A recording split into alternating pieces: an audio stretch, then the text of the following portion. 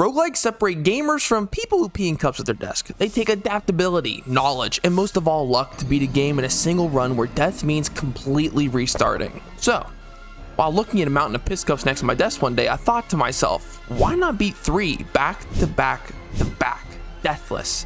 And so the roguelike, or roguelike, I don't really know the difference, Gauntlet was born. Oh my god. Oh, holy. What the fuck? Look at all this damage! Fuck. What? We started with Risk of Rain, and who else besides Paraplegic Master Chief would I pick? On Monsoon, because of course I pee in cups at my desk. The reason you need adaptability, knowledge, and luck is because Risk of Rain alone has 187 items that you could possibly get, so the odds of getting exactly what you want are about 6. Holy shit, there it is! The reason I love Master Cripple so much is because he has 2 turrets that he can place down. These turrets shoot enemies, draw aggro, and most importantly get a copy of every item I pick up. And this beautiful, bootylicious, bustling bungus creates a healing radius around you whenever you aren't moving. And just like my legs, my turrets can't walk. So if I place them both in each other's radius, they heal twice as fast. And then if I stand still inside as well, all 3 of us tick for 4.5% of our max health 3 times a second, effectively turning Risk of Rain into a tower defense game and rendering every enemy as useless as my legs, all while attaining my very own trusty steed to ride into battle toward floor 2. But I couldn't just let my turrets do all of the work. Hashtag Clinker Lives Matter, you know? So I stole the entire missile reserve of North Korea, then activated the next boss fight, which was so terrified of my immobile artillery that it hit over the edge for quite literally the entire fight, only attempting to nuke me as a last ditch effort that was just in vain. You fucking, okay. And gave me the ability that if the slim chance ever occurred that my health reached a critical level, I myself can now launch a nuke to end an entire civilization. But Earth wasn't enough, so I took to space to conquer all other species for more loot. In space though, time stops temporarily, and if you didn't know, the core mechanic of Risk of Rain is that the game gets harder the more time that passes. So normally, you have to manage how long you stay on each level looting and how fast you move on to stay ahead of the game's difficulty curve. Here, however, we can complete trials that get increasingly harder as they alternate adding enemies and items to boost their stats. That gives you a choice of 3 items as a reward after you complete each trial, allowing me to become stronger while the rest of the world is put on hold. It's basically an anime training arc where I leave weak and useless and come back to in an entire civilization. It's high risk, high reward because you can get really easy enemies like wisps that can be one shot by absolutely anybody, or you can have enemies that get 5 teddy bears, which gives them a 43% chance to block every attack thrown at them, and it sounds like you're watching Toy Story on an adult streaming service. Or you can spawn 2 of the hardest hitting common mobs in the game and give them a 100% damage boost, all for a guaranteed red item that will double my crit damage with my staggering 10% chance to even crit. What the? After clearing space trials and getting essentially nothing for the grand reward, I came back in a pretty bad mood, so I just ended the entire civilization.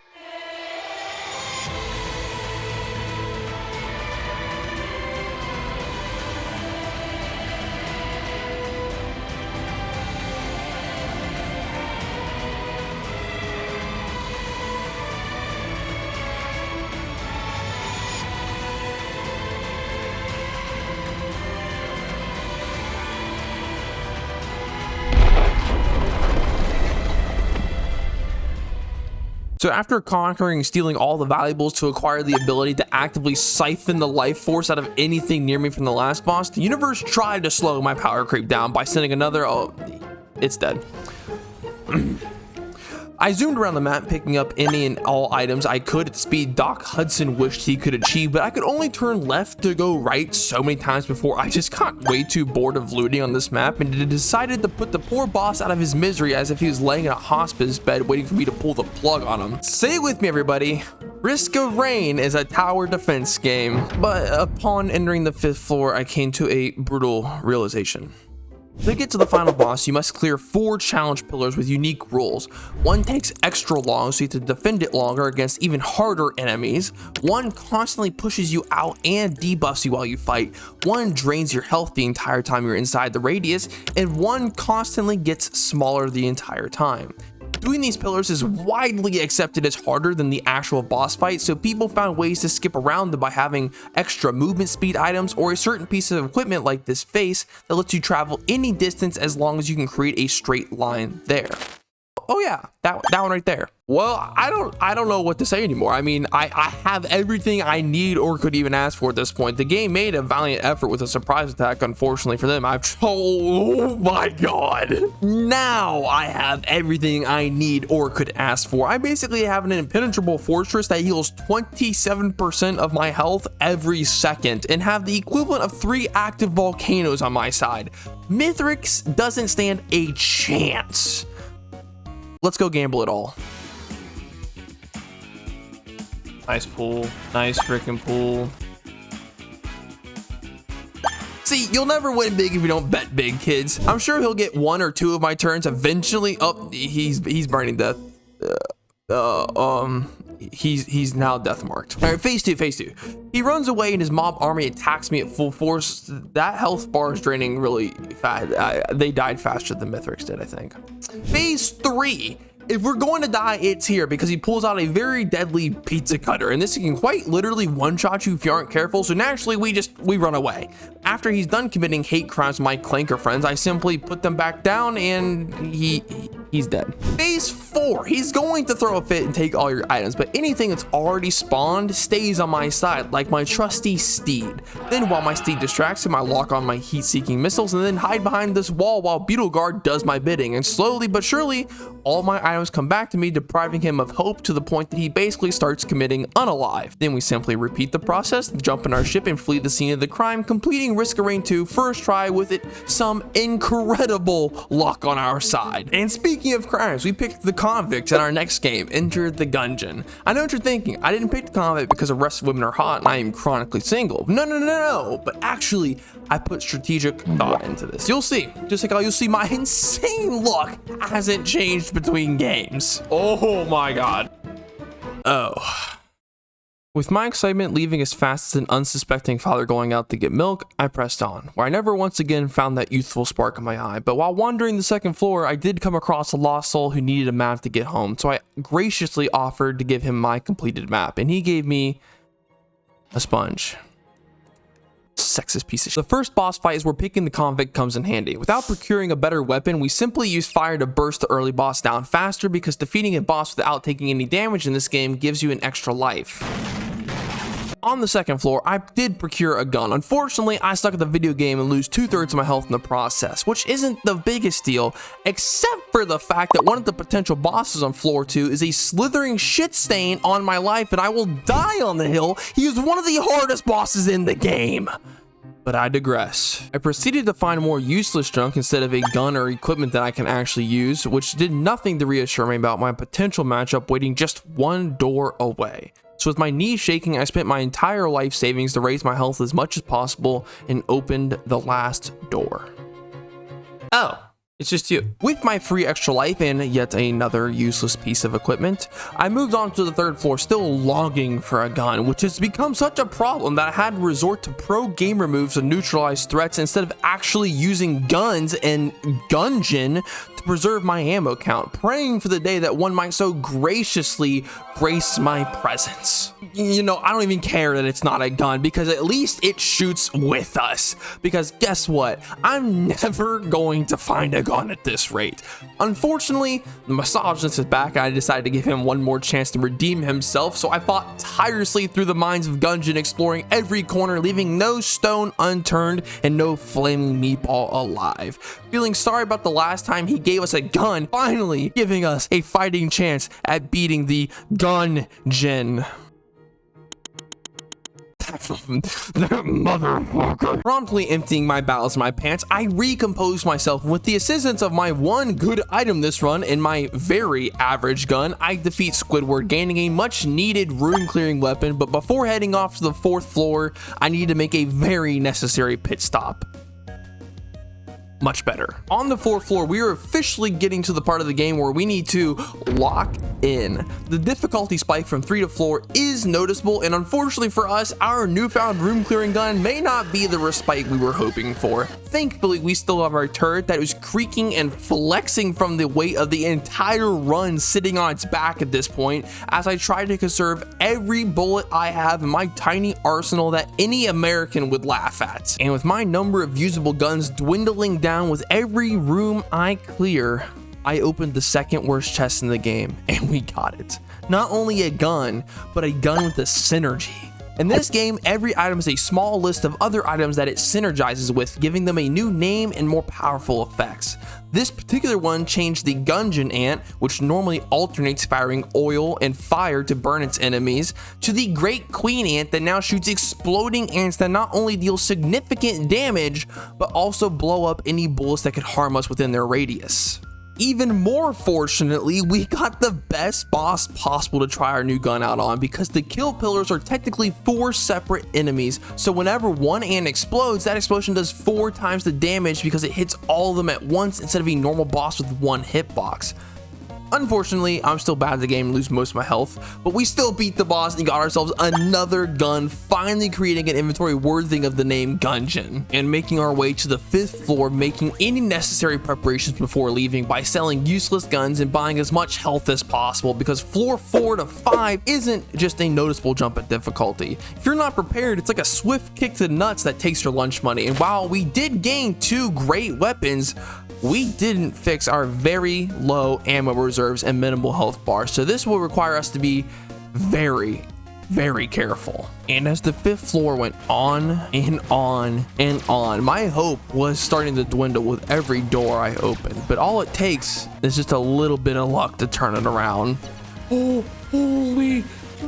Not only did we acquire yet another synergy, but it was for our best gun, and we found the final boss room just 3 doors away, with only 1 requiring us to fight at all. By God's blessings, we've made it to the final boss fight, and with a gun that doesn't even require me to aim and 4 blanks that will clear every bullet in the air, we've got this.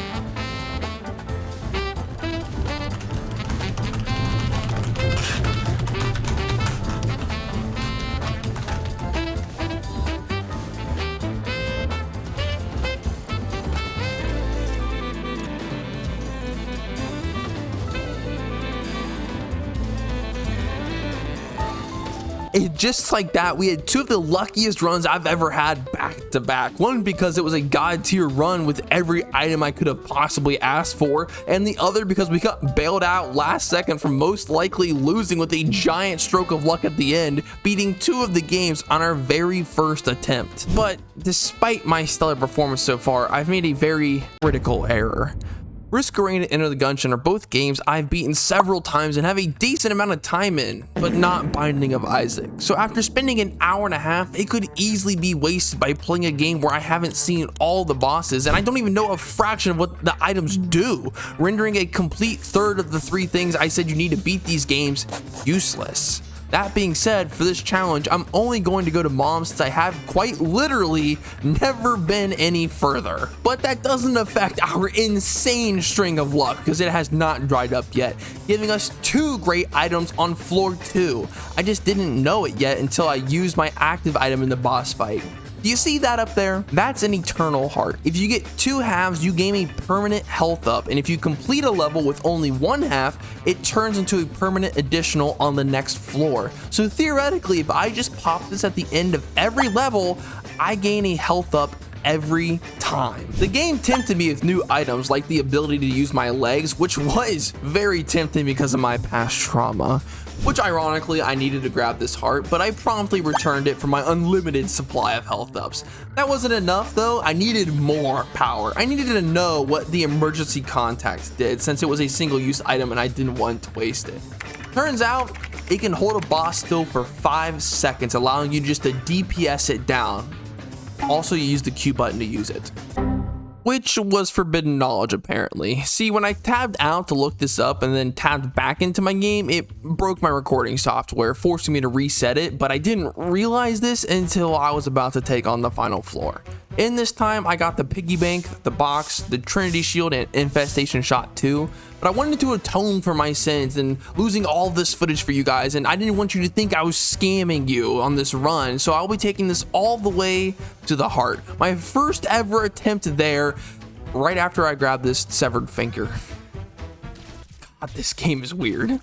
Kinda like how the entire mom fight is literally me crying on her cankles to deal damage while also dodging her trying to stomp my infant skull. Also, her eyes, hands, and literal fat lumps pop out of these doors and can also damage me, but hey, you don't get to the top doing the same thing everyone else does, just like how I fell into my mother's womb without grabbing her milk first. Am I even allowed to say this on YouTube? Now, stranded inside my mother and thirsty without her milk, I wandered around finding my brethren tied up with umbilical cords and put them out of their misery.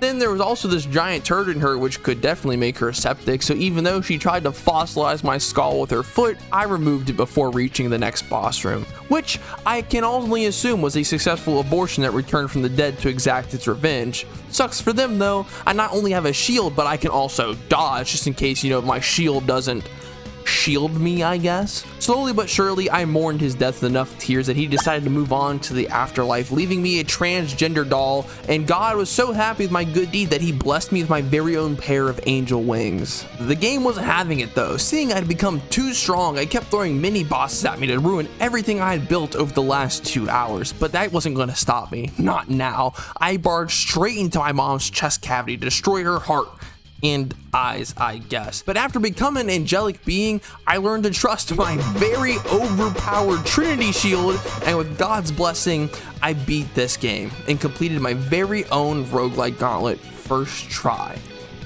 I really didn't think it would go this well. I guess comment some more games below or rules to add maybe, and we'll try again and try and make it harder.